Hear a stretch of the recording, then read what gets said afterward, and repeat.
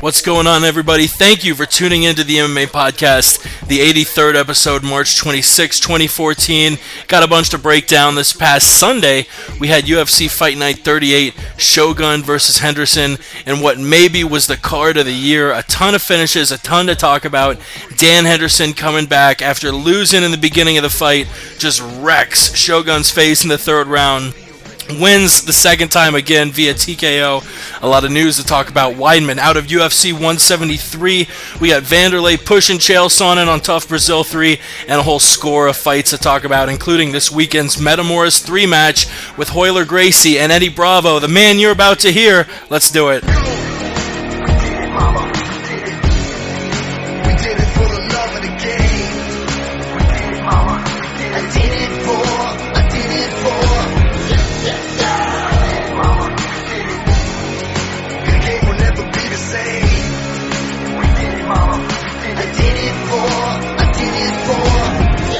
You're listening to the MMA Podcast.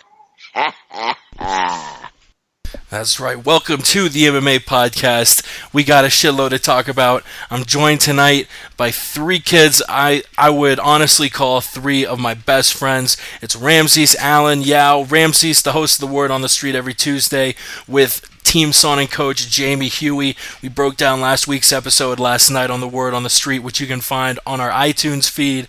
What the hell's going on in Austin, Texas, my brother? I'm just holding it down, man, trying to survive one day at a time as usual. Just fighting the good fight. Today it's against the MMA media. Tomorrow maybe you out there listening. I don't know. I'm just saying, I'm keeping it real. I do go by only one thing. The Word on the Street, people. Follow me on Twitter, The Aunt Jimmy Show. Thanks for having me on, Jake from the MMA Podcast. We also got a friend of mine, Yao in Chroma. You can find him on Twitter at YAO_the truth. He's going to be competing this Saturday. We haven't had him on the show in a little while because he's been super busy, training, going to school. He's a diligent young fella, but he's making waves. He's going to be a future UFC champion. Yao, what it do? What's up, guys? Just happy to be back on. It's been a while. Hope all is well with everyone. I have a tournament this Saturday. Grappler's Quest, Beasts of the East Championship. Look out. Hell yeah, everyone's doing fine. And another guy we hadn't heard from for a while until last night's Word on the Street. I'm pumped he's back on tonight. Alan Hamilton. What the hell's going on? Follow him on Twitter at Westland Eagle AH. How are you? Doing wonderful, guys. It's great to be back and make my return and hear all your sexy voices. My sexy voice. And if you are listening and you want to be a part of the conversation, you can call in at 213-457-3380 or Skype us at the MMA Podcast. Or if you don't feel like talking, you just tweet us at the MMA Podcast. We'll read your tweet on air. I'm actually trying out something new tonight. If you are listening on Ustream, and we try and do the show every Wednesday night at midnight Eastern, 9 p.m. Pacific. Tonight's an excellent example of a night where the four of us just ended up bullshitting and talking about absolutely nothing for 45 minutes, and then me just finally being like, yeah, I guess we should do the show, huh? Yeah, all right. But we're going a little bit late tonight. It's 10:45 now, Mountain Time. If you're not in Mountain Time, do the fucking math yourself. But I'm trying out something new tonight. We're doing a poll. Tonight's poll is, who should Johnny Hendricks fight next? And your choices are Rory McDonald, Tyron Woodley, Nick Diaz, Hector Lombard, and Robbie Lawler. Who should be the next up for the welterweight championship? Rory, Woodley, Nick Diaz, Lombard, or Lawler with a rematch. Go ahead and vote, and we'll read the results off at the end of the night. Or if you want to tell us your personal vote, call in or tweet in. But I've got the chat up now too. We're trying that out. If you want to be a part of the chat on Ustream, we do it live on Ustream every Wednesday night. And you can follow us on Twitter at the MMA Podcast and visit themmapodcast.com. The tab's up at the top for our iTunes and YouTube feeds. Whew. All right, let's get to the fucking MMA, gentlemen. UFC Fight Night, Shogun versus Henderson this past Sunday, March 23rd in Natal, Brazil. It was another one of those Brazilian cards in a sort of smallish stadium. I think the attendance, was just under 7,000. From the start of the card, a lot of people were talking about how hot it was. Brazil's a pretty tropical country, and a gym packed with that many people. It's going to be super hot. I don't know if that affected any of the fights. But before we get to the card, we're going to break down the prelims, then break down the main card, and then just talk about Hendo. What was your overall impression from the Fox Sports 1 card, UFC Fight Night 38? Alan?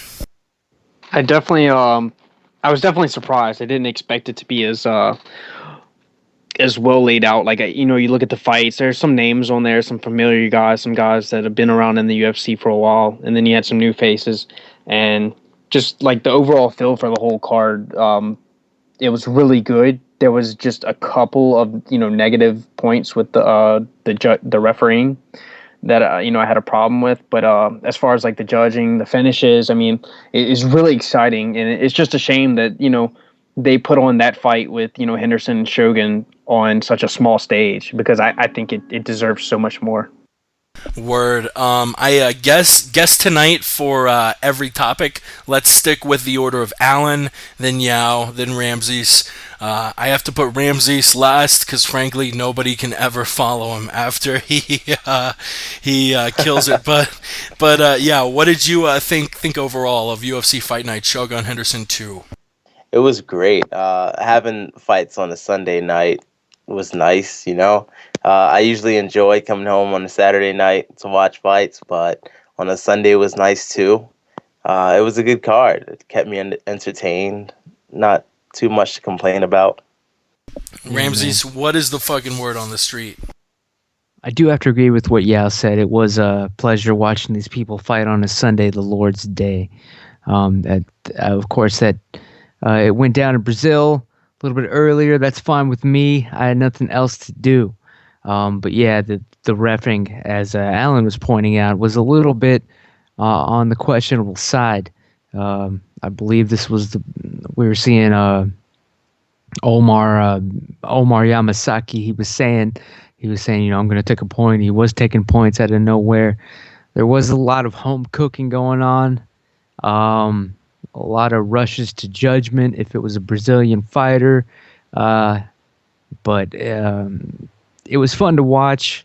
My favorite fight, of course, was Will Cubs' fight. That was very excellent, very fun to watch. I'm glad that happened. And then, of course, there was this the one where, I don't remember if it was this one or the last one where Bubba McDaniel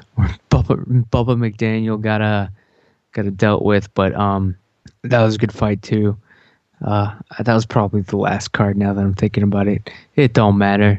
None of this matters. I had a good time watching fights on Sunday. But yeah, as far as the prelims go, I'll be damned if I can remember who even fought. And let's get to the prelims. Let me jog your memory, Ramses. The prelims, we only saw one fight on Fight Pass, and we will talk about that Brandao-Will Chope fight, talk about the whole Chope thing in the news section. But the Fight Pass, we saw Godfredo Castro upset Nohad Layat via a beautiful KO. One of the best KOs I've seen in 2014. And it did earn a performance of the night. We also saw on Fox Sports 1, 4 prelims, a split decision, Hans Stringer over Francimar Barroso, Kenny Robinson defeating Thiago Perpechao, Hussier Formiga defeating Scott Jorgensen. Very, very questionable ending. Definitely want to talk about that. And Thiago Santos defeating Hani Marquez, who was the biggest favorite on the card. We saw a ton of upsets, maybe the most upsets on any one card in UFC history. Vegas made a ton of money, people. Yeah, what did you think of the Castro, the beautiful flying knee KO in the first round, the questionable ending of Hussier Formiga and Scott Jorgensen, and all of these quick finishes. 4 of these 5 fights were ended in the first round, 2 by KO, TKO, 2 by submission. Officer Allen, what did you think of the prelims? First, we'll start off with the guy Fredo Pepe fight with Lahat. Lahat, like a lot of people have been touting him, wanting him to get into the UFC. Apparently, he's like really big in Brazil, and Pepe. I think he came off the first season of The Ultimate Fighter. I've watched him. He's hot and cold. He comes out sometimes. He's a little wild, and he always puts on an exciting fight. But sometimes he just gets knocked out from the guard, which is terrible. But I thought they came out guns blazing, and Pepe, the way that he finished that fight was, that was his signature knockout, man. That was reminiscent of BJ Penn knocking out Sean Sherk with that knee. I mean, it was incredible. I thought it was more impressive than the Dan Henderson knockout, to be honest. And the Hans Stringer Barroso fight, that was pretty impressive. Stringer was able to keep the fight standing. Barroso wanted to take him down, and Stringer just kind of outlasted him. Better cardio, putting together more combinations and controlling him up against the cage. The Perpetuo fight with Robertson, that was just, I'm pretty sure a lot of people didn't expect Kenny to come out and, dominate like that on the ground. Perpetuo, he fought at, I think, 180 on The Ultimate Fighter Season 2 or something. And, so he's used to dealing with bigger guys. So I was surprised that he was just manhandled basically by Robertson. It was pretty impressive. The Jussier Formiga and Scotty Jorgensen. I feel really bad for Scotty Jorgensen since he's moved down to 135 or 125. I just don't think that he looks as strong as he used to.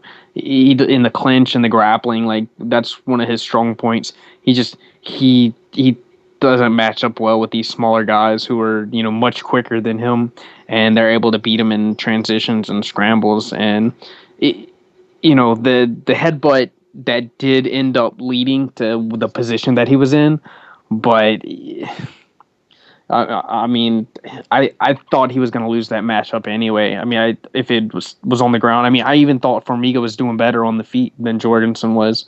So, who's to say? If they get it overturned, then I think those two guys should fight again. And then the Santos and Marks fight. I mean, everybody was touting Marks. He's a big, strong guy, and Santos was possibly, people looking at him going down to 170. And, I mean, he just came out and blasted him with that liver shot, and Marks just dropped. And, I mean, I've been hit before with one of those, not as bad as that, but they hurt, and they're debilitating. And I was really impressed with that. Yeah, what did you think of the prelims? A ton of first-round finishes on UFC Fight Pass and Fox Sports 1.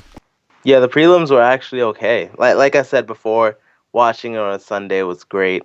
What stood out the most for me is the Scott Jorgensen and Jussier Formiga fight. I really thought Scott Jorgensen could get it done, but he did not. I was really surprised that he even got finished by Jussier Formiga. I really thought he would get it done, but he didn't. I know I said that before, but that was really the highlight for me. It was very shocking, huge upset, and good job for Jussier Formiga. I don't know if I can really blame Jorgensen, though. I mean, the ref didn't see it, but, Jorgensen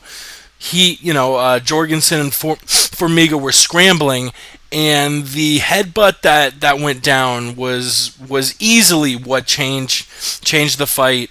Jorgensen dropped from the butt, obviously super dazed, and Jussier was able to rush in, slap on the choke. I wish commissions were more open to hearing appeals, because this is one that, in my opinion, should be changed to a no contest. Ramses? I gotta disagree, man. I would agree that the Jorgensen fight should be ruled a no contest if the headbutt had been intentional. But, I mean, I saw it. Everybody else saw it. If it was intentional, it should be a win. It should be a loss and a disqualification if he did it on purpose. But if it's Look, accidental, it's supposed to be a no contest. Look, Georgie's just going about this all wrong, all right? Yes, it's embarrassing that somebody's head knocked you out. It's embarrassing. It's embarrassing that happened to you, and then you wake up to yourself getting embarrassingly choked out. This man is humiliated. He's not thinking straight. It's he knew he was in Brazil. He knew what the fuck he was signing up for. Either way, it wasn't going to go in his favor. This whole thing was I mean, come on. All the underdogs winning. How much... That was the only reason the prelims and everything about this card was interesting. Because of the home cooking, the home judging, I'm not going to say anybody intentionally threw their fight or anything like that, but I'm just saying, man, that night, the airport was full of the most, goofiest, nervous-looking motherfucking bookies you've ever seen, all right? Everybody was getting out of there. If they handicapped this fight in Brazil, I guarantee you they were not there the next morning in Brazil. They were all on the flights out that night, people. That's the word on the streets. But yeah, Jorgensen, man, come on. You got knocked out by this dude's fucking head. At least, it wasn't a punch or you got caught or anything like that, with anything valid. But now he's making he's taking this thing to the goddamn Supreme Court, apparently. He's lawyering up, trying to get this thing appealed. I'm sorry. I'm too much of I'm from the Chael Sonnen school here, all right? You just accept the outcome. It is what it is. Sorry, Georgie. He'll be back. I mean, shit. He's somewhat popular. I don't even fucking know, but he's not going to be too popular if he's whining about how it wasn't fair that he got knocked out by someone's thick skull. Word on the street. Word on the damn street. We will move on to the main card. We'll talk about all the fights up to the Hendo Shogun fight. Gonna break that fight down on its own. 5 fights. The first one, another controversial finish. Honey Jason and Steven Seiler. I'm usually the first one to jump to a referee's back. I thought the Rousey finish was good. I thought the Barao finish over Faber, good. I usually err on the side of the referee being right. I can't err on that side here. Honey Jason, he was looking good. Knocked Steven Seiler down, but Steven Seiler immediately, it wasn't like he dropped motionless. Yeah, he was dropped, but by no means does being dropped mean you've got to end a fight. And he was dropped, immediately throws an up kick, and the fight's over. And Seiler jumps up, and he's like, "The fuck, are you kidding me?" I've seen some bad stoppages. I would rather see an early stoppage than a late stoppage. Just about a week ago, we saw just an ugly, one of the worst stoppages I've ever seen. Super late stoppage in Bellator. The guy was getting torn up. Looked like he was KO'd and TKO'd multiple times before it was stopped. This was the other side of that coin. A very early stoppage. I'm sure Alan will have a lot to say about that one. Lightweight fight, Michael Prazeres defeating Mirbek Sumov. A rare 30-25 decision as Sumov had 2 points taken away for grabbing the fence. Fabio Maldonado taking on Gian Vellante in a crazy fight. The first round, Gian Vellante has blood going all over Fabio's face, and Fabio has said since he fights better injured, he roars back, absolutely demolishes Gian Vellante in a unanimous decision, 29-27, 29-28, 29-28. I'm shocked only one judge gave the third round a 10-8 for Fabio, because that third round Fabio was just absolutely destroying a Gian Vellante who looked like he didn't know what to do at all. A lightweight fight that ended in a draw between former TUF champions Leonardo Santos, TUF Brazil 2, and Stormin Norman Park, who was on that season of TUF Smashes. Pretty decent fight, but it was scored 29-27 and 28-28 in two judges' eyes, making it a majority draw. The final fight we'll talk about was an upset. CB Dalloway knocking out Cesar Mutante Ferreira 39 seconds in, looking absolutely beastly. Dalloway, not usually a name you hear tossed around in that middleweight, division, but after this win, expect to hear more from the former wrestler. These 5 fights, Alan, I know you'll probably be keyed up about Honey Jason and Steven Seiler, but what did you think of the fights? Yeah, the Steven Seiler fight almost ruined the whole night for me. I mean, talk about sour apples. I mean, yeah, he got hit. He went down. But before the ref could even step in, he threw 2 up kicks. 2 fucking up kicks. He was totally cognizant. His hips came all the way off the mat and his, full extension on those kicks. And Honey Jason wasn't looking like he was even going to be able to, close distance. And Seiler probably would be able to stand back up. And the ref fucking steps in. Seiler, while he's throwing the up kicks, is looking at the ref as he walks in. And he's like, "What are you doing? Close distance." And Seiler... Sorry about that. And it was just... It's ridiculous. It really upset me. I want to see that fight happen again. That should be a no contest. I mean, if anybody has any grounds for, a bad stoppage for, challenging a fight, it would be Seiler, because he wasn't finished. He didn't get a chance to defend himself. He was robbed basically by the judge. I mean, the referee. So, the Praceres fight was really awesome because, I mean, the dude just like dominated Taisumov, and a lot of people, touted him as, an up and coming guy. He looked all right against Tae Hyung Bang on the card in Singapore in January. But he was just controlled like in every aspect, and Praceres actually got the better of the standing, matchup as well. So, look to see big things from him. I mean, he's a big, strong guy at that weight class, and kind of reminds me of Gleison Tebow. The Fabio Maldonado and John Villante. I mean, talk about the tale of 2 fights. That first round, Villante came out, controlled him, banged him up a little bit, was, definitely won that first round. And then Maldonado, I don't know if it was because of the lack of cardio or if those body shots really hurt Villante that bad that, he gassed out and was just hurt and couldn't breathe, was why he couldn't keep his hands up and just had no offense. I think somebody said like he got outstruck like 74 to like 3 in the very last round. I mean, that's crazy. That's a 10-8 round. That's a 10-7 round. The Santos and Park fight, I think it was really a shame that they took the point away for the whenever he grabbed the shorts, because it didn't look to be intentional.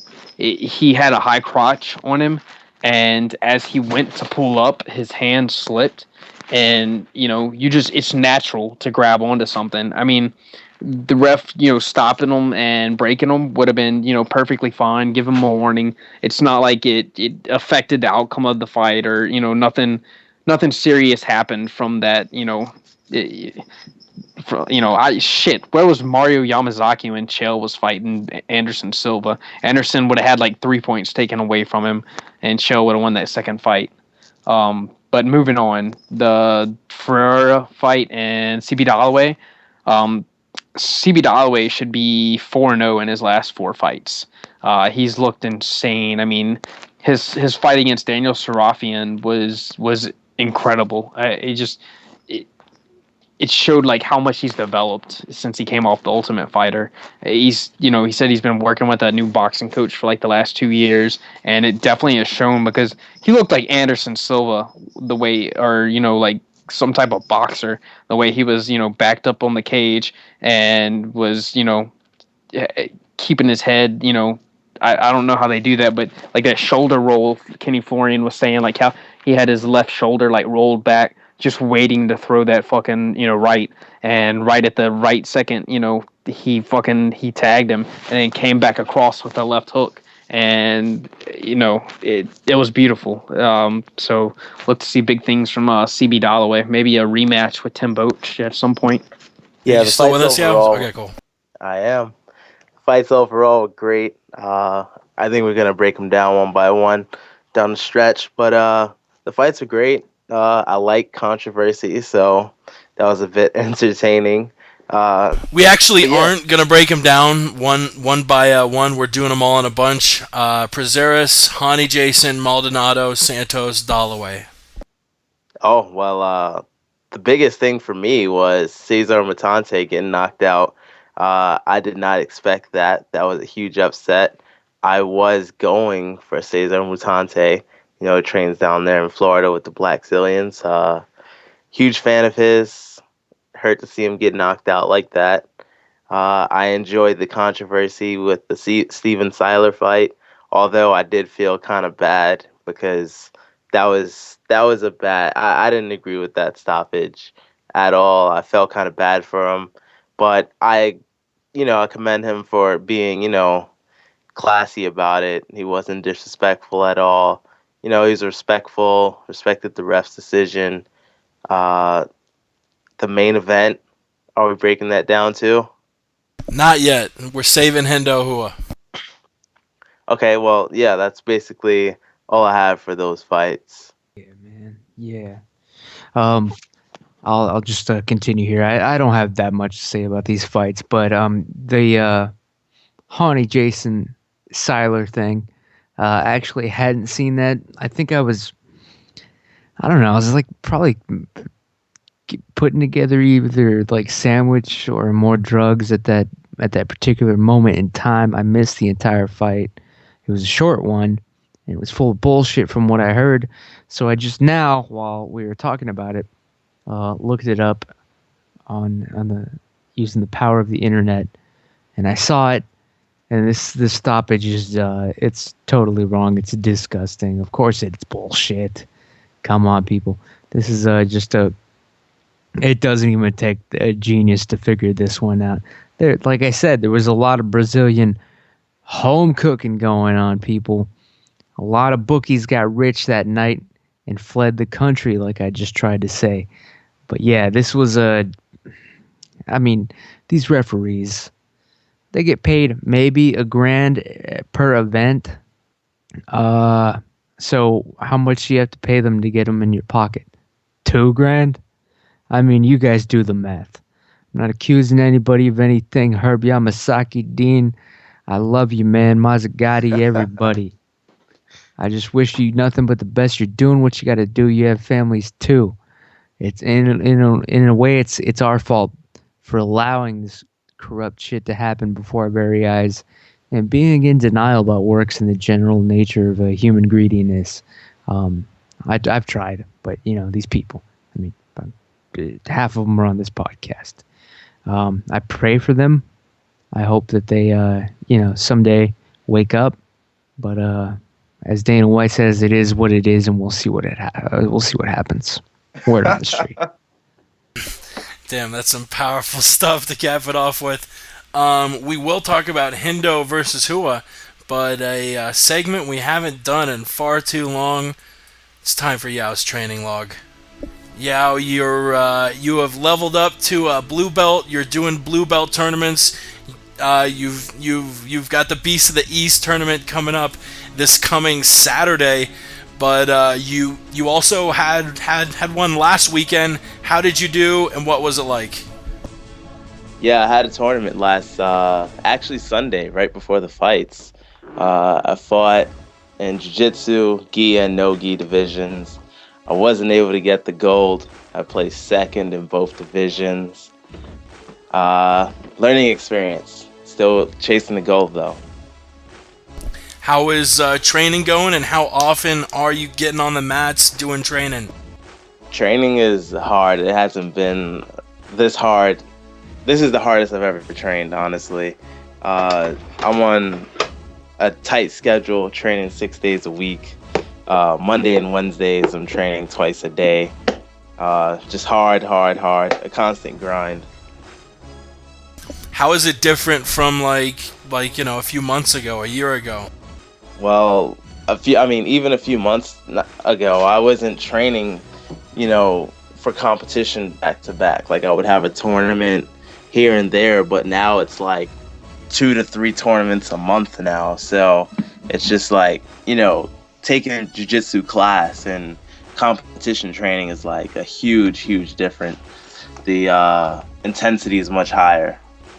Is your diet getting stricter as well? It is. I'm still enjoying the food I eat, though. I have my own diet I like to stick to, and it works for me.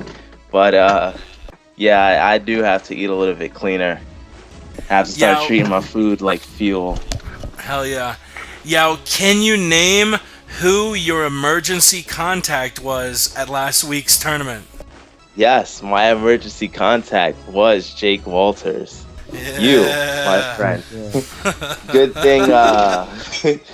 Good thing there was no emergency, because that would have been an episode. Wait, I have a question. I'm sorry. So if Yao, you had somehow been permanently injured and reduced to vegetable status in a hospital, are you saying Jake would have been the one making the call on whether or not to pull the plug? Yes, they would have contacted him first. God bless you, Jake, man. I'm a pretty awesome person. For all the listeners wondering what the fuck, Yao was away from a computer. It was a midnight deadline. I had to apply for him, and I'm like, all right, who do I type in as your emergency contact? And Yao's like, you. And I'm like, no, dude, for real. Like, give me like your mom's name. I like really would feel horrible if you got super injured and I got a call and I'm like, hey, I don't know any of Yao's family or any of that, but I like to smoke weed and I'm in Colorado. Like, they would probably be equally disappointed, but you were like, no, you have got to fill it out. So I am proud to be not only a sponsor, but now an emergency contact. Tell us about the tournament coming up this weekend, the Beast of the East. Yeah, this tournament's going to be huge. Apparently, this is Grappler's Quest, one of the biggest tournaments in the world. Apparently, they have already 800 competitors signed up for this tournament. I'm doing the no-gi intermediate division. Intermediate is normally blue belts and purple belts mixed together. You don't know who you're getting, but I'm ready for it. I have a lot of confidence going into it, and the weigh-ins are Friday, and I'll be ready to go. And this is a jiu-jitsu tournament. You have any Muay Thai tournaments coming up? No, but I am booked for a Muay Thai fight April 26th that will be in Manhattan. That is a month from today. Do you know your opponent yet? No, I don't know his name yet, but I do know we're set to face each other. So it's definitely a set opponent, but you just don't know his name or anything? Yes. Definitely set up. Don't know his name. We're definitely going to need... You what? Nothing. Sorry. We'll definitely need a video of that in a month. Anything else you want to talk about? Any shout-outs? Shout-out to Progressive MMA for bringing up a future champion. Thank you guys, actually. Thank Ramses from the Word on the Street. Thank you, Jake from the MMA Podcast. Thank you, Alan, for believing in me. Thank you, listeners. Hell yeah. Thank you, Yao. Praise his name. That was Yao's training log. Hopefully he's on the show more often. We can do more talk about it. Excited to hear about you knocking out someone in Muay Thai. But let's move on to Dan Henderson and Shogun Hua. What a fight. Alan, you were talking about a tale of two fights with Volante and Maldonado. This wasn't as extreme, but it did end with a finish. The beginning of the fight, Shogun Hua just punching Hendo up, and almost like he knew he needed the knockout. Once again, it wasn't as awkward as an angle of punch as the Shogun or as the Fedor knockout, but Dan Henderson just out of nowhere lands this right hand that crushes Hua's nose, drops him. Hendo finishes the fight in the third round. What did you think of the fight? What next for Dan Henderson? And what earned Hendo a performance of the night bonus? And I still haven't gotten used to saying performance of the night instead of knockout or submission of the night. And the fight of the night also went to Henderson Shogun. What'd you think of it, Alan? I thought it displayed a lot of heart by Hendo. He had his back up against the wall. He did just sign a new contract, but I mean, the guy had lost 3 fights for the first time in his career in a row. You know, you kind of feel like, you know, if he lost this fight, it's like the UFC was going to be like, hey, bro, you need to go. It's just, you know, if you lose 4 fights in a row, you're no longer in the top 10. You're no longer, you know, and this wasn't a fight that was going to move him up or change the rankings. But it definitely displayed that, you know, he still got that precision timing. I think that he kind of played it safe the first couple of rounds because he didn't want the same thing to happen that happened in the first fight where he came out, he pretty much, you know, blew his wad in the first 3 rounds, and then the last 2 rounds just, you know, was hanging on for survival, you know, just didn't want to get finished. So I think he, like he said, he played it a little safe. He came out, was real conservative. He was backing up. You know, Shogun was coming forward, and Shogun looked excellent, man. Shogun, you know, started right where he finished the James Tahuna fight, and you know, was just banging away. The takedowns were really good. You know, can't fault Shogun for anything that he did. He just, whenever they were in that clinch and, you know, Hendo knew he wasn't going to get the takedown or the trip, whenever he released that, you know, right side of his body, Shogun didn't put his hands up. You know, Shogun still had his head down, and Hendo just, you know, fucking whacked him. And it was beautiful. I mean, he destroyed Shogun's nose. I've never seen Shogun's nose get, you know, blasted like that. I've seen his face messed up before, but I mean, Jesus Christ, he fucking murdered him. And what's next for Dan Henderson? Actually, let's save what's next for Dan after I play the quick interview of Hendo post fight. Let's talk about the fight, play the interview, and then quickly talk about Hendo's next opponent before we move on to the news. Yeah, this fight went. It was crazy. Honestly, I kind of jumped up when it happened. Huge surprise. Did not expect that. Amazing hook from Dan Henderson. Shogun went flying, like literally, onto his butt. Great victory for Dan Henderson. I really did not expect that, especially after what we saw from, well, never mind, that last fight. Great victory for Dan Henderson. Praise the Lord. Yeah, I was really worried about this one going into it. I'd seen everything be building towards, everything was suggesting that Shogun was going to destroy this old man once and for all. I mean, I had counted Dan Henderson out, man. He was at rust status for me. I thought it was all over for him. I suspected a setup. Dan Henderson walks out looking pale as a ghost, all right? And I figured he was probably going to die. And the first 2 rounds, I got to say, I was not proven wrong there. He was about to die. Shogun was destroying him on the feet, but of course, you know, never underestimate. They say, like I was talking to Coach Jamie Huey about that, fighter's punch, power is the last thing to go, and luckily that was the case. Otherwise, they were going to kill Dan Henderson. They tried to murder him at the end of round 1 by just having the horn just be conveniently muffled, pointed the other way. Nobody even heard it. The ref, Herb Yamasaki, he didn't hear a goddamn thing, or at least he pretended not to. They wanted Dan Henderson dead. They wanted Shogun to win. It didn't work. Henderson comes back. Everybody counted him out, but he fucking scores that. He just digs down and scores that uppercut that George McFly uppercut, if you will, where he was just like, hey, you, get your damn hands off of her. And he sends Shogun flying backwards like a goddamn Texas tumbleweed, end over end. God bless him. I didn't see that coming. I'm glad Henderson saved his own life that night, because God knows everything I tried wasn't working. I tried to... I was panicked, man. I was certain that he was going to die. He saved his own life. All the credit to him, Dan Henderson, man. This guy, though, I mean, shit, dude. The first 2 rounds, I don't want to see that happen again. at one point he tried to take down on Shogun, and he just like stumbled and crashed like face first into the goddamn cage. It was embarrassing. Hopefully this is it.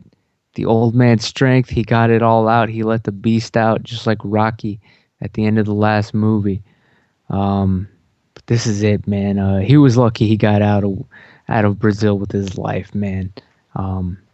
Dan, yeah, it's time, but I suspect they're gonna make him. Well, anyway, it's time, Dan. Hey, you, get your damn hands off. That's right. That's right. Let's catch up with Dan Henderson post-fight, talking about his win over Herb Shogun Dean Rua. has called a stop to this contest at 1 minute, 31 seconds of round number 3, declaring the winner by TKO, Dan Hendo Henderson.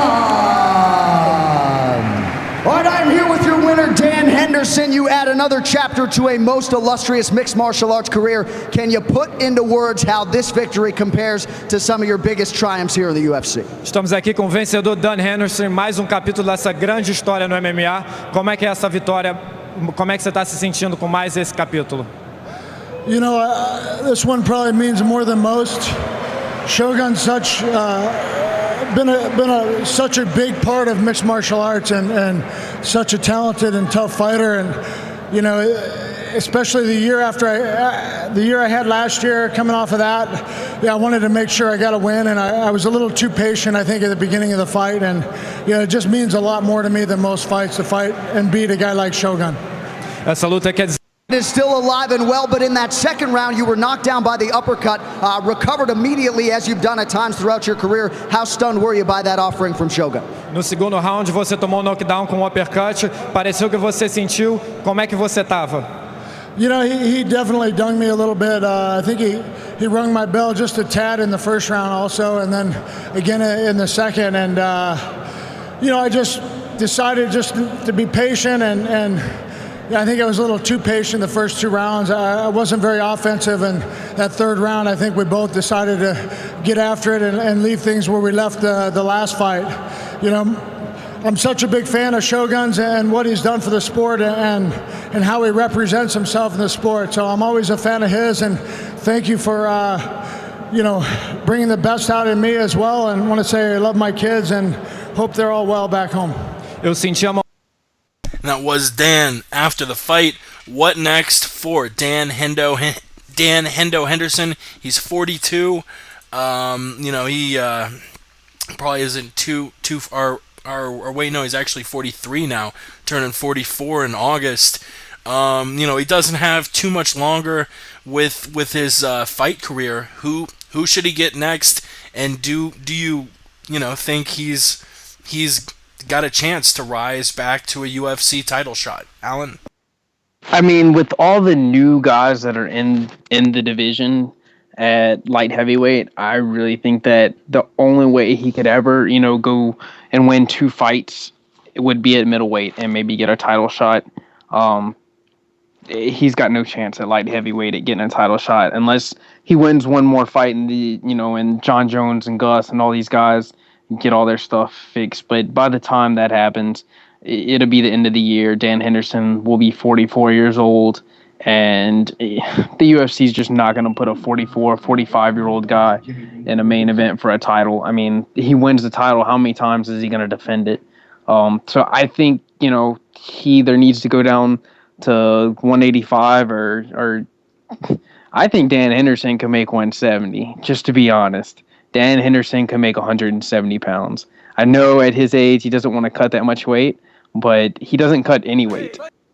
So I think Dan Henderson should go down to 170 and fucking win the title from Johnny Hendricks because he would knock out that entire division. If you want to know who I think's next for Dan Henderson, I think it's, everybody in the top 10's tied up. You can't, there's nobody really to feed to him. And having Fabio Maldonado come off of 3 wins in a row, he's a big name as far as the UFC people are familiar with him, and he always puts on exciting fights. So I think, to have him and Dan, I mean, Fabio's a puncher and Dan's a puncher. I mean, it would be a great co-main event for, another Brazil card, or for, for any pay-per-view. You could have it as, the top 1, 2, or 3, fights on the pay-per-view. But there's not much else you can do. There's not many other fighters in there that have names that are exciting that you could, match Dan up with due to all the, fights that are already made. Personally, you're a top 6. You've got Gustafsson, Teixeira, Evans, Davis, Cormier, and then Dan. We're probably going to see the winner of Jones and Glover face Gustafsson late 2014. Honestly, I would love to see Cormier versus Rashad Evans for a title eliminator match. Rashad Evans, I honestly think, is a much different Rashad Evans than the one that fought John Jones the first time around. He is a spectacular fighter. His wrestling's getting better. Training with Kenny Monday, his striking has gotten excellent over in Florida, and he is looking top tier. I really do think Evans could have a chance to beat Daniel, and if he did, I would say he'll probably beat John Jones. But I would love to see Cormier Evans. That would maybe put, we have Phil Davis taking on Rumble Johnson in April next month. Maybe put Dan Henderson against the winner of Davis and Rumble, and maybe the winner of that fight would be next in line after Gustafsson, and then after the winner of Cormier Evans. If that were to happen, I'm still super bummed out we weren't able to see that at UFC 170.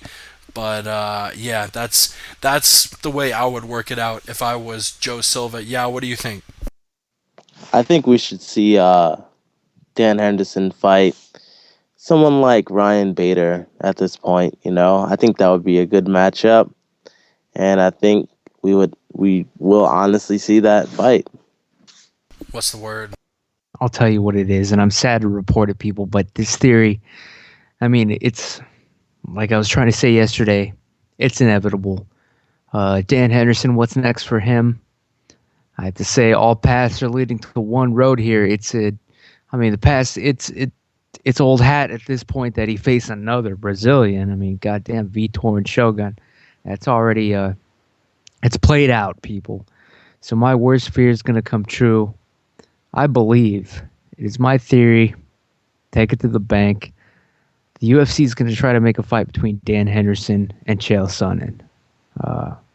Good friends, former teammates. I mean, they're still best buds in the fight world, at least. This fight, they're going to try to make it happen. I hate to see it.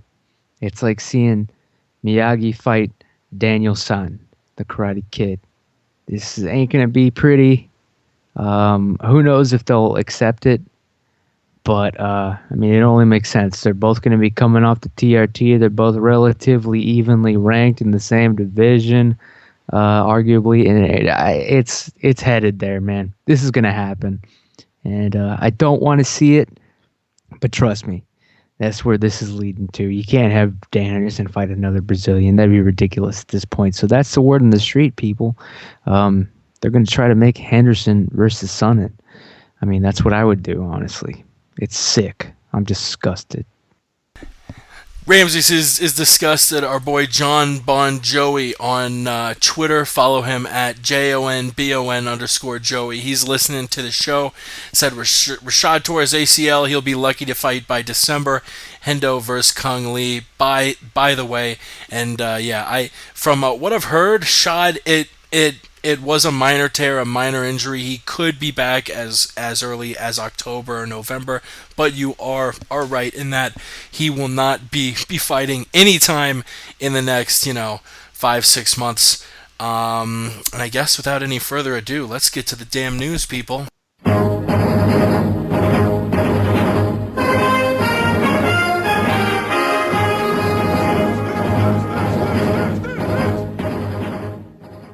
That's right, it's time for the news. And the first bit of news, kind of troubling news. One of my favorite fighters, Chris Weidman, middleweight champ, He was scheduled to fight Lyoto Machida May 24th at the MGM Grand Garden Arena. Take on like I said, take on Lyoto Machida. That fight is not going to happen in May. It's going to happen in July. Apparently, Chris Weidman has been dealing with knee problems for a while. Said outside of his knee, everything was going perfect. His weight was good. His health is good. But in the course of a week, his knee popped out of place twice. He originally was apparently supposed to get one knee surgery. Now he might get two knee surgeries. He is going to get surgery April 1st, and the timetable apparently is a 4 to 6 week recovery time. Longo being quoted as saying maybe that sounds ambitious, but the doctor seems to think that's enough time. Weidman's a young guy. He doesn't have too many fights on his record. This isn't the first time he's needed surgery for an injury.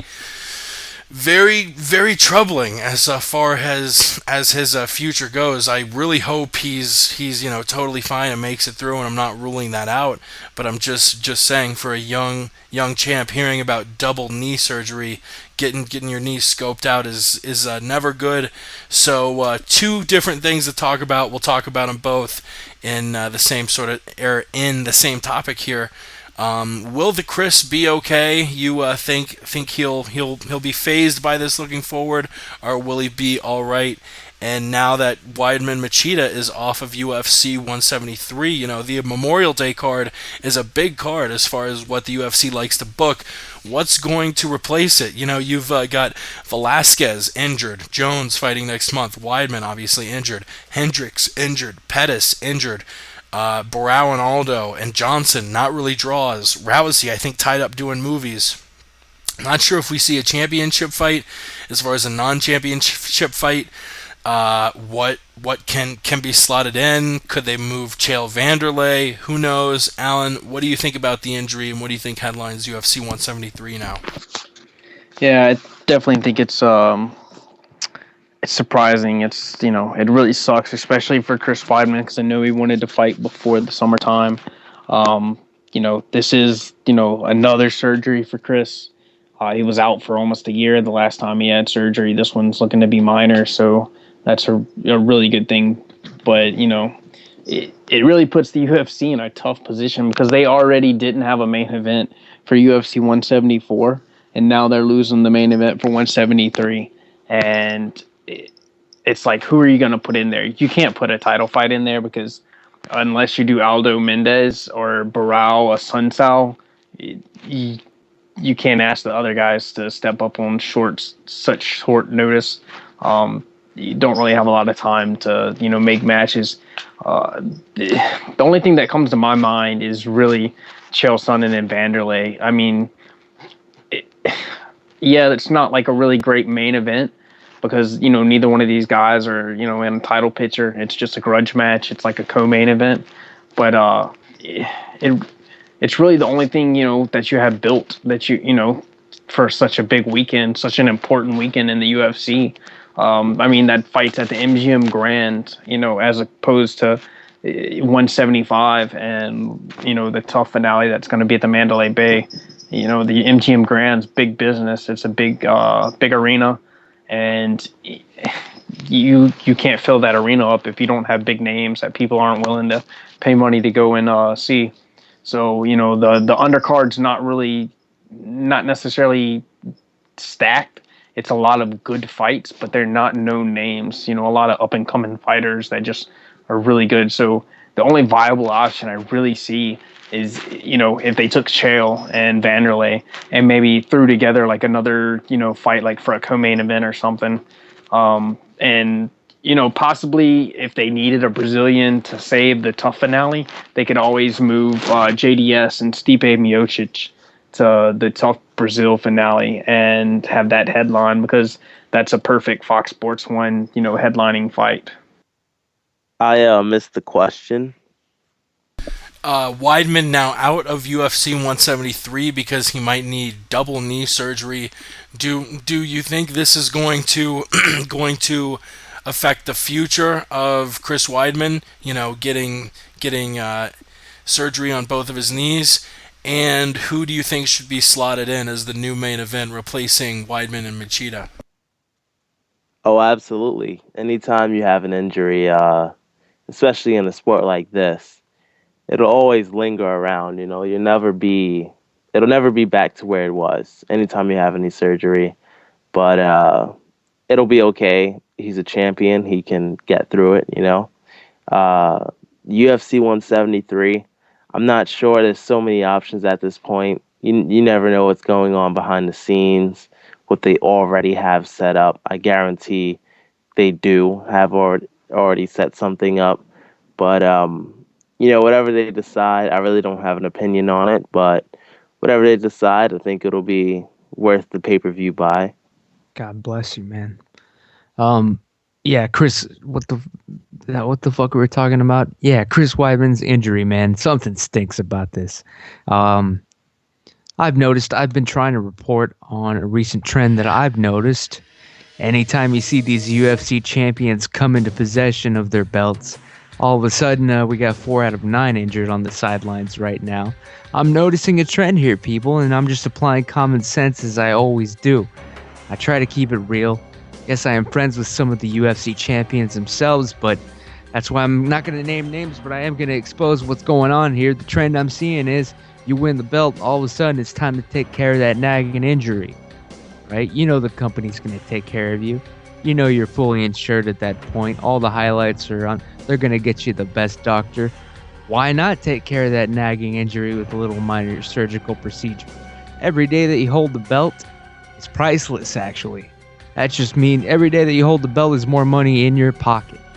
All right, you're out of the sidelines a little bit. Guess what? You're still making deals. You're still collecting sponsors. You're the UFC champ that much longer. Like I said, sometimes that pays off more than actually fighting. But yeah, Chris Weidman, all of a sudden he's like, oh, it's not the one knee. Now it's magically both knees.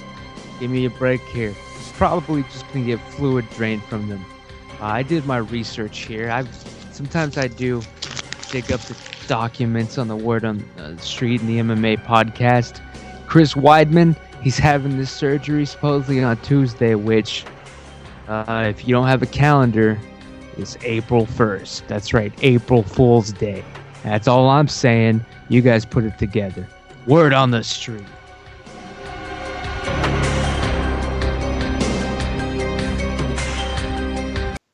That's powerful, Ramses. His surgery is on April Fool's Day. I can debate a lot of things you say, but that's not one of them. Let's move on to TUF Brazil 3. This past Sunday, we saw the 3rd episode, and they're about to pick teams. Vanderlei Silva makes it all about him. Starts saying, "Oh, you've got to apologize." Steps out and says, "Oh, blah blah blah. Well, obrigado, and saying a bunch of stupid shit. And Chael's on and says, let's not call it the Ultimate Fighter. Let's call it what you think it is. Let's call it the Vanderlei Show, stupid." And Vanderlei goes up to him, shoves him. The coaches separate the two. And then we finally pick teams. We had Coach Jamie Huey on last night's Word on the Street. If you haven't caught it, it is on the iTunes feed. Check it out. Jamie talked about the entire scene. How are you liking TUF Brazil 3? What do you make of all this shit going down between Vanderlei and Chael Sonnen? It's wild. Alan, you are the most outspoken member of Team Darkside I know. What do you hear? What do you say, as my boy Ramses likes to say? I think it's utter bullshit that this episode of TUF this season, it's on Fight Pass. I'm sorry. I know they want to push this Fight Pass. I love Fight Pass. It's got some flaws, but it's way better than fucking Tough Nations. I mean, Jesus Christ. Nobody cares about Tough Nations. It's so bad that they had to, put it on the back burner and showed old episodes for a couple of weeks because, the viewership was so low. Seeing Vanderlei and Chael in there, going back and forth, Chael basically just like toying with him mentally because Vanderlei is such a fucking mental midget. It's entertaining in of itself. I mean, we don't even need fights. We could just have Chael and Vanderlei go back and forth the entire time, and that would draw 1 million viewers easily on cable network TV. I think Chael does a great job of coaching, and all of his team, they just the way they huddle around the fighters, and they go all out. They do everything that needs to be done to make sure these guys are taken care of. The training, the camaraderie that they develop with these guys. I mean, they're so personable, and having personal experience being around these coaches, just from being a fan to becoming an acquaintance, it's really incredible. Just to see that on TV and see the way that they come into Brazil, into hostile territory, and they basically pretend like nothing. They're facing no adversity, and they just come in here and do their job. And I mean, I think they're the best coaching staff on TUF ever. I think these fighters get the most out of having guys like Coach Jamie Huey, Coach Clayton Hires, Coach Scott McQuarrie. It's really great. That's really the highlight of the show, Chael and Vanderlei, and then that, all the fights are just bonus material for me. Yeah, sorry to cut in once again before you, Yao, but one thing I really respect, I talk a lot of shit about John Jones. The man tried to clown me in public, but one thing I got to give him credit for, when Jones and Chael were coaching opposite one another on TUF 17, they put their beef aside and they made it about the fighters. They made it about these gentlemen who were fighting for a UFC career, up-and-coming guys. And Chael and John were both mature enough to realize, you know what, we don't like each other. We got tons of time to pump up UFC 159 after the show. Let's pump up the fight when we need to pump it up, but right now let's focus on the fighters. They were very amicable with one another, and it was an amazing gesture of sportsmanship. And what Vanderlei's doing, you watch Chael. Chael isn't stirring stuff up, but Vanderlei is making this about him, making this about the rivalry, which is disgusting. Clown status. Yeah. I'm actually not watching this season of TUF.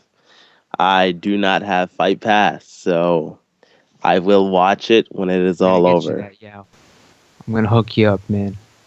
I swear in his name. We'll get it going, man. Don't want to be a distraction for your training, though. But I'll hook you up for damn sure. I sponsored this man. Yell the truth. Word on the street. Yeah. Well, shit. Sorry if I interrupted, Yao.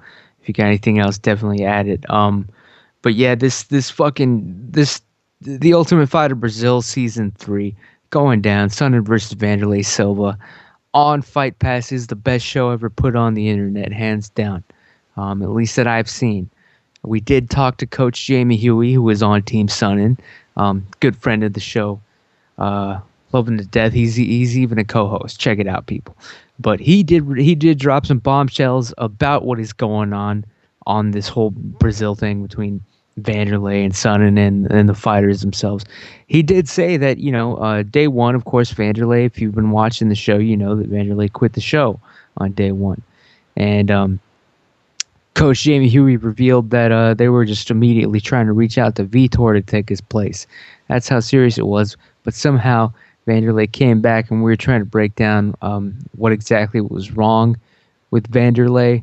And the best we could come up with was that, the two leading theories, he was a closeted homosexual, allegedly, or he was not even human, according to DNA test analysis. He is some sort of ape-like Neanderthal. The missing link, perhaps, is what we were talking about. You watch TUF Brazil, you can see this, man. This guy, this Vanderlei Silva, he's making no sense even if you understand Portuguese. This guy is acting like an animal, like a gorilla that somehow manages to dress itself. It's really pathetic. He attacks Chael Sonnen in episode 3 alone, shoving him against the wall. And that's only a sample of what's to come. What this man is going to promise to do, we have a drop, actually. I've been waiting for this all goddamn day. Vanderlei Silva, he even, he tries to provoke Chael at every corner, and he hits him with threats left and right. None of it makes any sense, but I mean, some of it is actually a strung together sentence, even though it doesn't make sense, which is leads me to my favorite quote. He's in Chael's face, and he says he's gonna fuck his bed. I'm gonna fuck your bed. Hopefully we have that. I'm gonna fuck your bed. I'm gonna fuck your bed. One more time, please. I'm gonna fuck your bed. I'm gonna fuck your bed. That's right, people. You tell me if you heard anything other than "I'm gonna fuck your bed." This guy. I'm gonna fuck your bed. This guy, he doesn't even know. He's such a Neanderthal. Like, he's such an animal. He just knows either he wants to fight somebody or fuck them. And sometimes even his small brain gets those two mixed up. All right? Because like when he called out Chuck. Because I want to fuck Chuck here. Fuck Chuck. That's how basic his primitive mind operates. It's either he wants to fuck something or fight it. Or I guess eat food, maybe, I don't know. But this guy, I mean, I've honestly, it's so hard to have the coach on the show and not ask him straight up if Vanderlei is retarded, because I think he might be. I think that's what everybody's just trying to keep under wraps, but that's my opinion only. I believe that Vanderlei Silva is mentally retarded. Word on the street. Word on the damn street. And we do have a lot of fight bookings to talk about. Munoz Musasi, Dodson Moraga, Maya Pierce, Edgar Penn, Eddie Bravo versus Royler Gracie. But you know what time it is. First, we got to get to the 10 solid seconds of sports where we talk about all sports not MMA. Let's do it. Florida, Arizona, Virginia, and Louisville are just four of the teams who move on to the Sweet 16 and are my picks to go on to the Final Four. Go Gators. LeBron going wild as the Heat push to the number one spot in the playoffs. Hockey also headed to playoff time. Intense wild card race going down.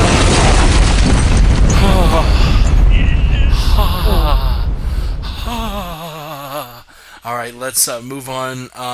We have 3 fight announcements like I just talked about. We can speed through them rapid fire if you guys want to. Before we get to our beatdowns of the month, we officially have Edgar Penn slated. We'll talk about that afterwards, and of course Metamoris 3.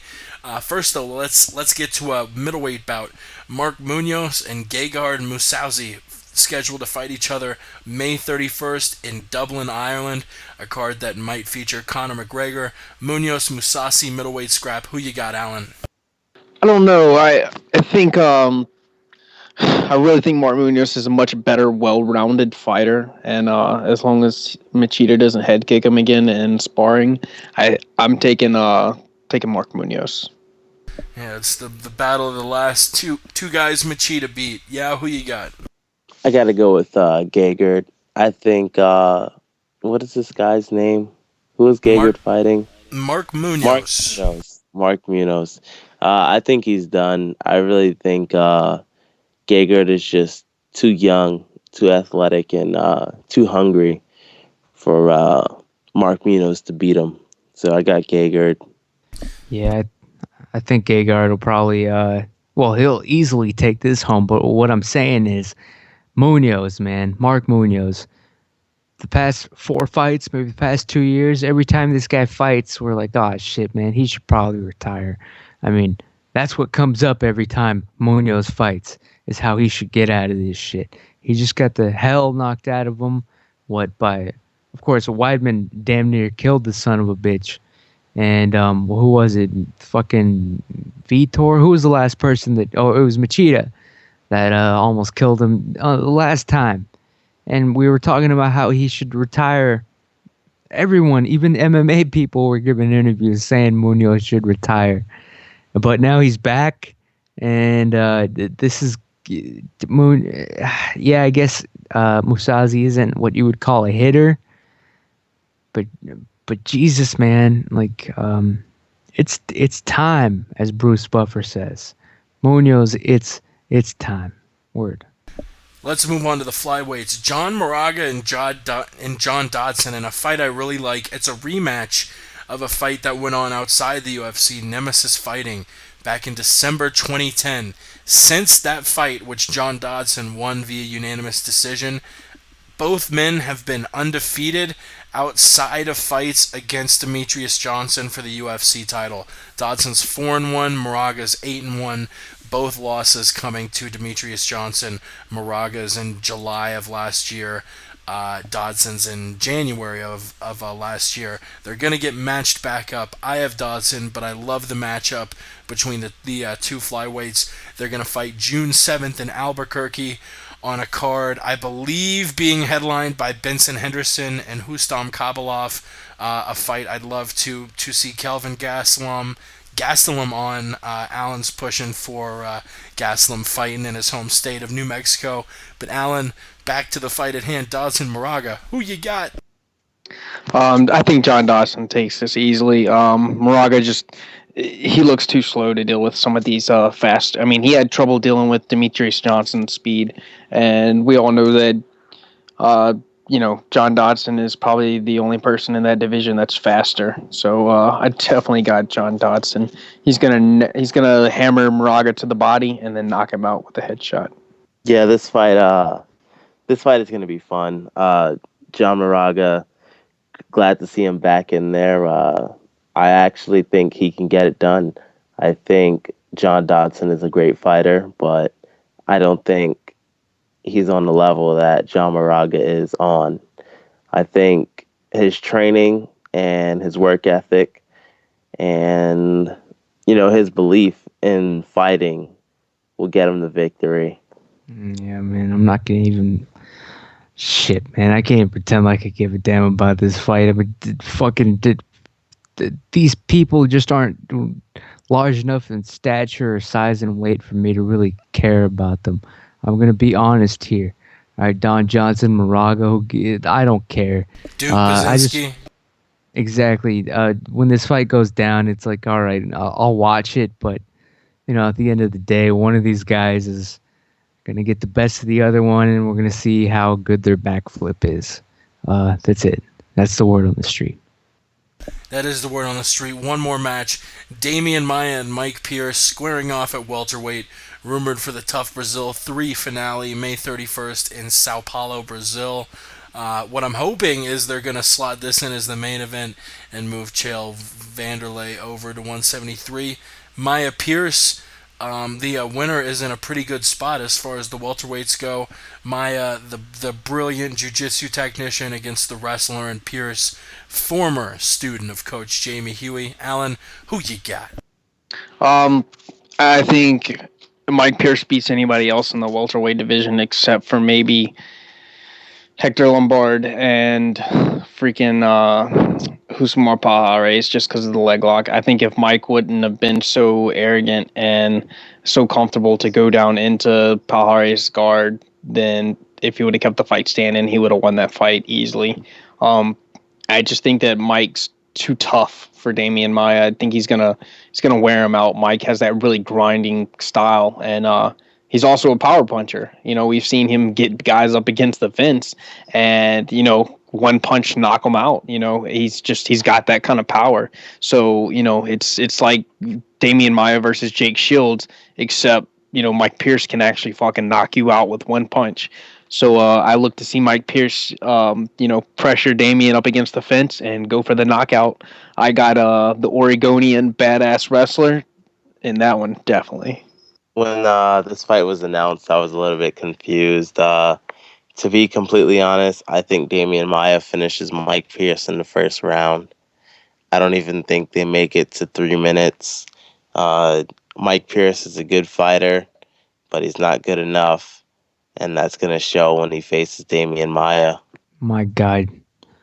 I do what I can for this kid, but sometimes I worry that, he's getting into drugs. Yeah, dude. Goes without saying that Mike Pierce is going to absolutely destroy and deconstruct Damian Maia in the octagon. Foregone conclusion. The thing with Paul Harris was, it was a fluke. I mean, let's face it. Sometimes Mike Pierce doesn't get the best game planning from his coaches, but that's not on him. I mean, the man made a choice. He could easily have been the wing eating contest champion, but no. It's obvious what he chose. He's going for it, people. He's making another goddamn run at the title. It's starting soon. The fact that this fight got booked, coming out of a loss, he's fighting a top tenner. Trust me, don't sleep on Mike Pierce, people. It's being set up again. My biggest fear, though, is that this is all angling towards Mike Pierce versus Kelvin Gastelum. I suspect that'll come next when he gets past Damian Maia.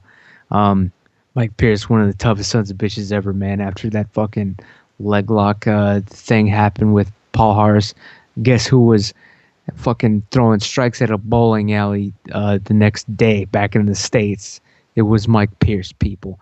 Bet you didn't know about that shit. Don't sleep on him. He's tougher than he's like Dan Henderson 2.0. He's younger. He's more of a tank. He's just getting started. He whooped Hendricks' ass. I don't care what anybody says.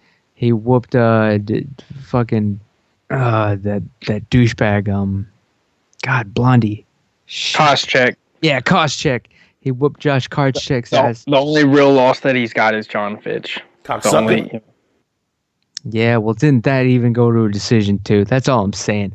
Mike Pierce is a real deal, most underrated fighter in the division. Close second to,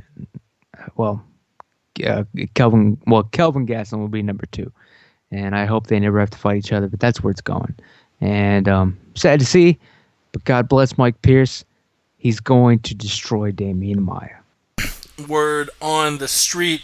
Just a couple more things to break down. We're going to wrap this shit up shortly. But it is our last podcast of March, so you know what time it is. It's time to break down our beatdowns of the month.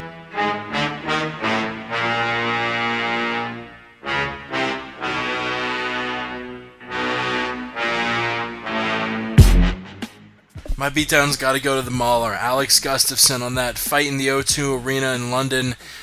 Jimmy Manuwa is a great 205er. He's got crazy reach, amazing Muay Thai, and had dispatched everybody he went up against handily. Alexander Gustafsson not only beat him, he used his own medicine, Jimmy's own medicine to beat him. Pardon me, and just looked excellent. Is 100% deserving of a rematch against John Jones. I can't wait for the rematch. I do want Glover to beat John, but if John does make it over Glover, I will very much be looking forward to John versus Gustafsson 2. Ramses, what's your beatdown? My beatdown, definitely, we witnessed it this past Sunday on the Lord's Day of all time. It was none other than Dan Henderson pummeling Shogun Hua, turning him into a tumbleweed. He flew end over end. That uppercut knocked him into the upper atmosphere, dare I say, almost to the moon. God bless Dan Henderson. Like I said, it was a classic George McFly. Get your damn hands off of her. I loved it. But he probably used up all his energy. That was some Superman issue number 75 shit, where he dies fighting Doomsday. That was probably the last power punch we'll ever see him throw. Perhaps he shattered his whole entire hand there. But he got it done, and now it's time to fade it off into the sunset, in my opinion. But like I said, hats off. Beatdown of the month, definitely Dan Henderson. Shogun Hua, rest in peace. Yeah, what's your beatdown of the month? My beatdown of the month is Carlos Condit versus Tyron Woodley. Tyron Woodley disposing of Carlos Condit in the second round. A lot of people seem to forget that we were 7 minutes into that fight, and Tyron Woodley was winning all 7 minutes of that fight, taking him down when he wanted to. Perfect blast doubles, very well timed. Hitting him with hard shots, hard leg kicks, hard right hands, anytime he wanted. Didn't fall into Carlos Condit's, tricky game of spinning attacks and everything. That BS he tried to pull off with Nick Diaz. Wasn't having any of it. Stick to his game plan. Tyron Woodley's a very hard package for anyone. That's my beatdown of the month. Future welterweight champion, Tyron Woodley. Alan, beatdown. Man, I'm going to have to change mine, and I'm going to have to go with Dong Young Kim knocking out Mr. Hathaway. I love my Asian fighters, especially my South Korean warriors, and he laid the boom on John Hathaway. It was amazing.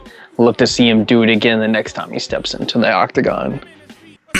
Hell yeah. Dong Young Kim, Tyron Woodley, Dan Henderson, and Alexander Gustafsson all winning our beatdown of the month. Only a couple topics left. Really quick though, first I have a topic I want to pass around the table before we get to Penn Edgar and Hoyler versus Eddie Bravo. Melvin Guillard cut from the UFC after a long UFC career, just fought Michael Johnson. What do you think about the cut, Alan? It's back to snorting cocaine in the mean streets of New Orleans for Melvin Guillard. Up your state.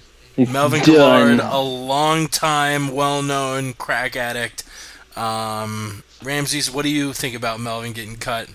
Well, I have to say I believe that it was a long time coming. I knew it was all over for Melvin once he took the dive for the Cowboy on that fake head kick knockout. I'm sorry, look at it again. It's total work, total dive.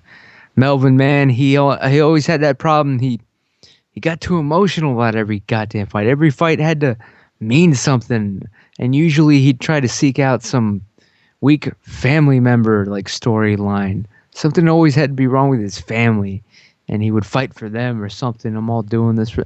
the guy never was coming from the right place, and honestly, ridiculous performance in that last fight. I mean, Jesus, who wants to see that guy fight ever again after that crap? And I'm sorry, yeah, I'll pass it to you because I honestly want to know what you think, man. I know Melvin's a personal hero of yours. What do you think, man? He got fired, though. It's all over. And now he's saying it's the best thing that ever happened to him, which I don't believe for one goddamn second. Melvin didn't do what he was supposed to do. Your job is to win fights, and he wasn't doing that consistently. So let him go. That's it. You used to suck my dick, and I used to eat your asshole coked up. Joey Diaz, God bless him. If the coke was good, you sold it at high prices, and if it tasted like a monkey's ass, then you turned it into crack. And that's what will forever be known as the Melvin Guillard Joey Diaz drop. If the coke was good, you sold it at high prices, and if it tasted like a monkey's ass, then you turned it into crack. God Rest bless in peace, Melvin Melvin. Guillard. Rest in peace. Thoughts and condolences going out to the Guillard family.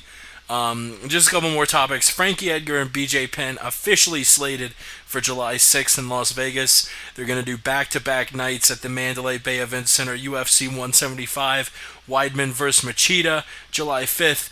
And then July 6th, we're going to have the TUF 19 finale, headlined by BJ Penn and Frankie Edgar. We talked about it before, and it seemed like people wanted to talk more about Penn's move to featherweight before the actual matchup, but now that the matchup has been slated, we're only a few months away from it now.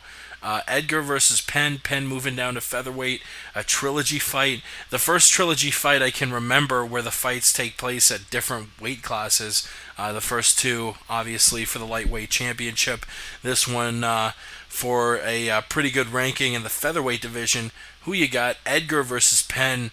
Edgar, I mean, just thinking about it, Edgar has taken a lot more damage since their first two wars than Penn has. Penn was falling off. For some reason, he was fighting at welterweight. I don't think that was a good move. He had fought Nick Diaz and Rory McDonald, who had significant size advantages on him. Taking time off now. I'm really excited. Edgar, Penn, it's going to be a war. Who you got July 6th? Alan? I am going with BJ Penn by knockout. I think at 145 pounds, I mean, he's going to be faster than he's ever been before. You know, he's never looked this good, you know, except maybe when he was like in his 20s, early 20s.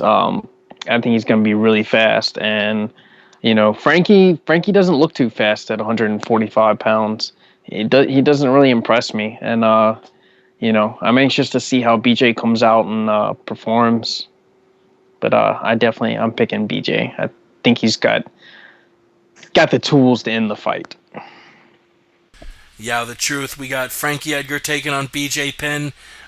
Who you got in this one? Are you going to abandon your hometown boy Edgar just like you did Weidman? No, I think Frankie Edgar decimates BJ Penn. I think BJ Penn should not be fighting anymore. I think his skills have diminished. I think he has nothing left. I think he is overrated, and I think Frankie Edgar makes him look like a baby. I'm actually going to save that clip. We're 1:27 in the MMA Podcast 83. I'm going to make sure I go back and save this clip, and after the fight, I'm going to play it back. Win or lose, BJ Penn's my boy. Ramses, who you got? All right, man. Well, if you think it's only been 1:27 seconds into this podcast, you're fucked up, man. Yeah, I did a lot of crystal meth before the show. 1 hour and 27 minutes, pardon me. Okay. But yeah, BJ Penn, dude, what's going on with this guy? I don't believe that he's going to be, people are saying Alan was just saying he's never looked better, never been the best, or never been in better shape. He's going to be quick, whatever. I don't know, guys. I see one day, even on the same day, I'll see a picture of him looking thin and lean or something. And then on Reddit, I'll see someone post, I guess who I met last night. And it'll be BJ Penn looking all fat again. What's going on here? What's the true story? This guy's and you're right, he is the baby BJ Penn. He looks like he's got the dimples of a Cabbage Patch doll.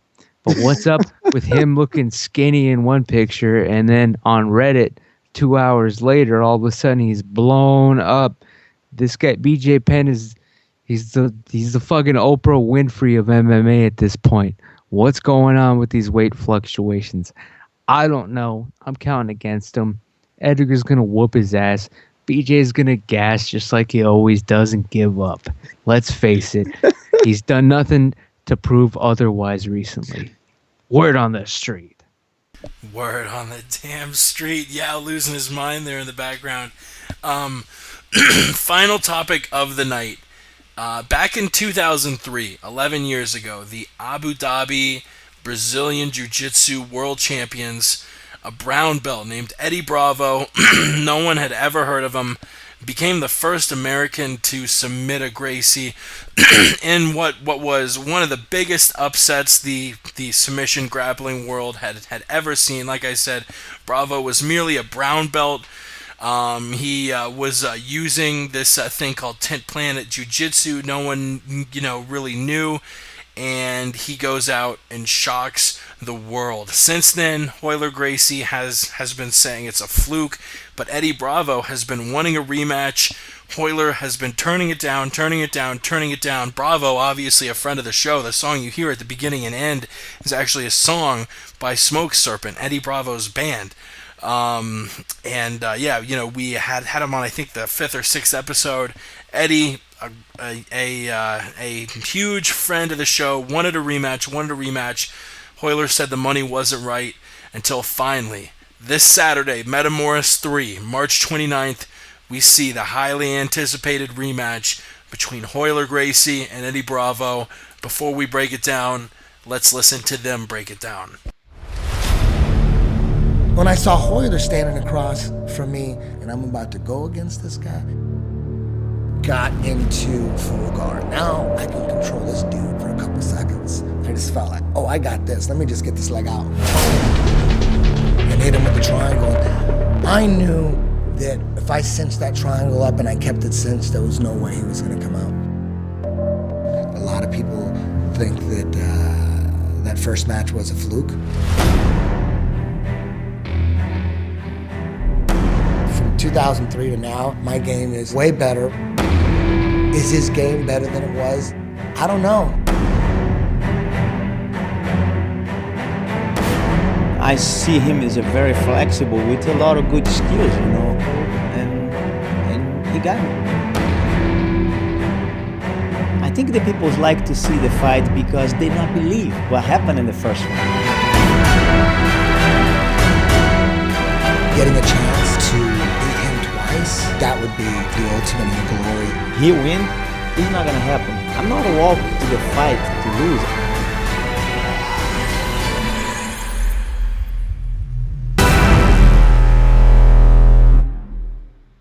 That's right. With the Brazilian Jiu-Jitsu Inception music, we have Eddie Bravo taking on Royce Gracie.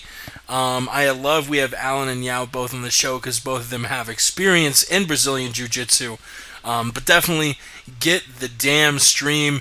I'm not sure what the site is, but just Google Metamoris 3, Metamoris 3. If you Google Metamoris 3 and you can't find the official website, then you're fucking retarded.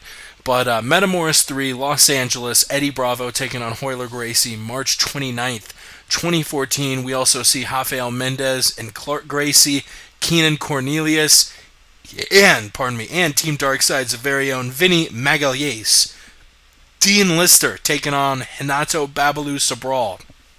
Guy Mendez taking on Samir Chantry, and Zach Maxwell versus Sean Roberts. Metamoris.com is the website. Metamoris.com. I can't wait for this matchup personally. I think Bravo's going to win. One of the things about 10th Planet is geared so perfectly to oppose Gracie Jiu-Jitsu. Gracie is a lot of fighting off of your back, but 10th Planet is a lot more off of your back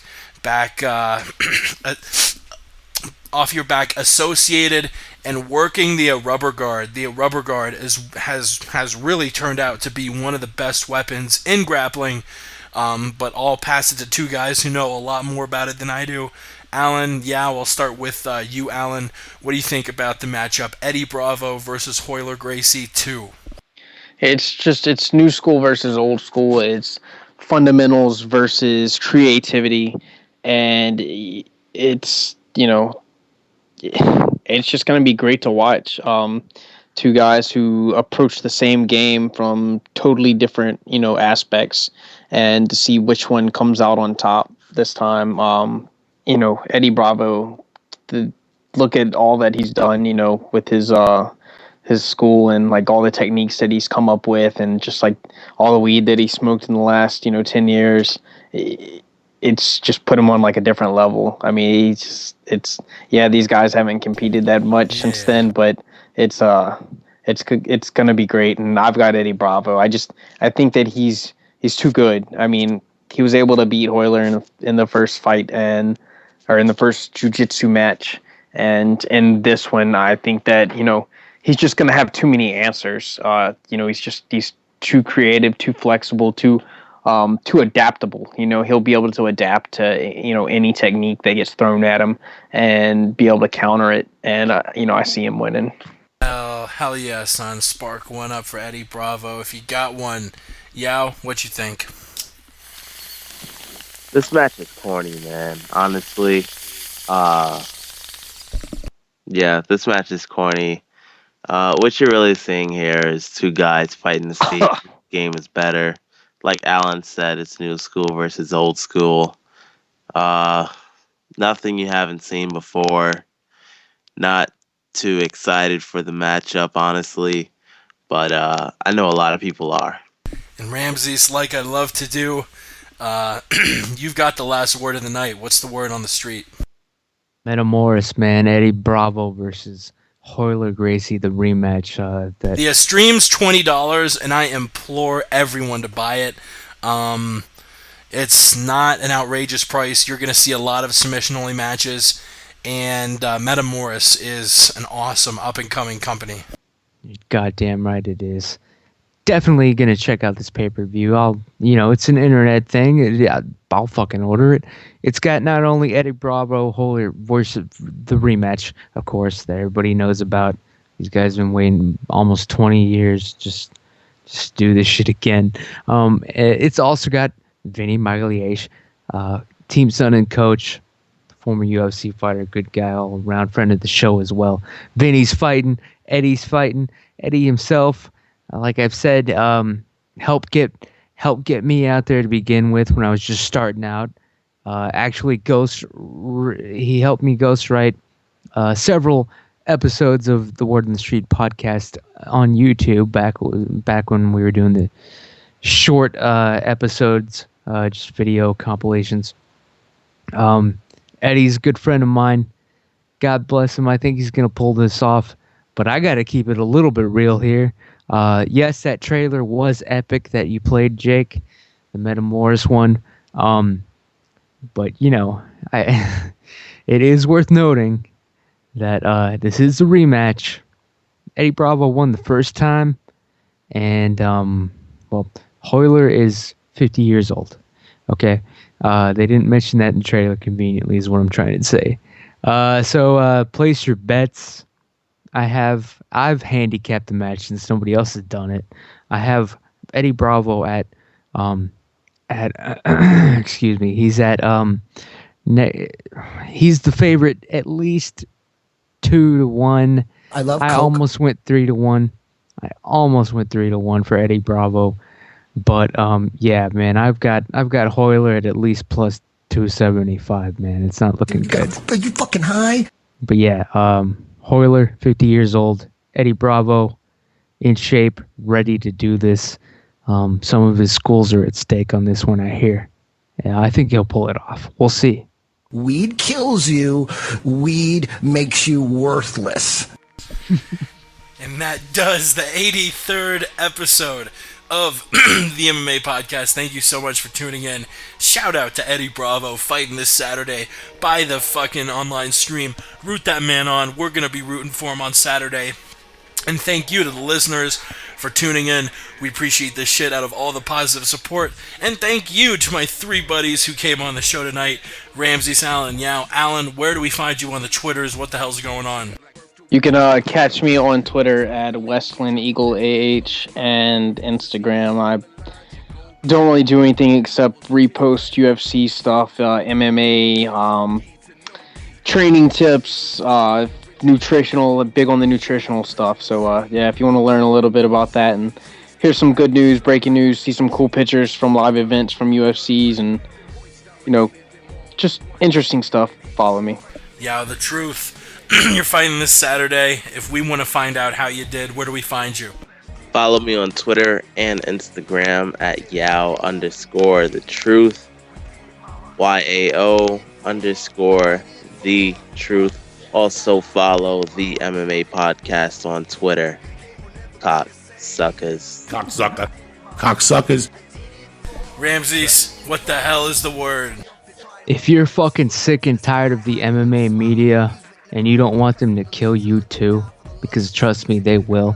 Sooner or later, they're going to come for you, the fans. MMA media has got to be stopped. The only way you can do that is follow the grass movement. Said, I'm starting right now. I'm going to fight these people and expose them, humiliate them, get them fired.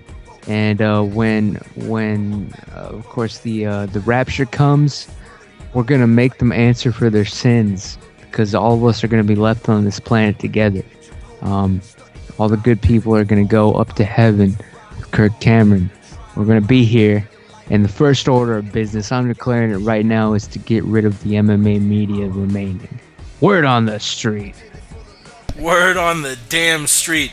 Don't forget to follow our friends Ross Finkelstein, E before the L, our boy Ninja Larson at the Gracie Ninja, of course Mike Pierce 170, and his wife Optimus_Prime, that's OPTIMISS_Prime, Coach Jamie Huey, Clayton Hires at MMA Stand-Up Coach, Vinny MMA, Vinny Magalhaes, who else? Our people over in Brazil, FC Chael Son in Brazil, MMA Enthusiast, our boy Mystery Meds, our boy Technics, Fatal Tito, John Bon Jovi.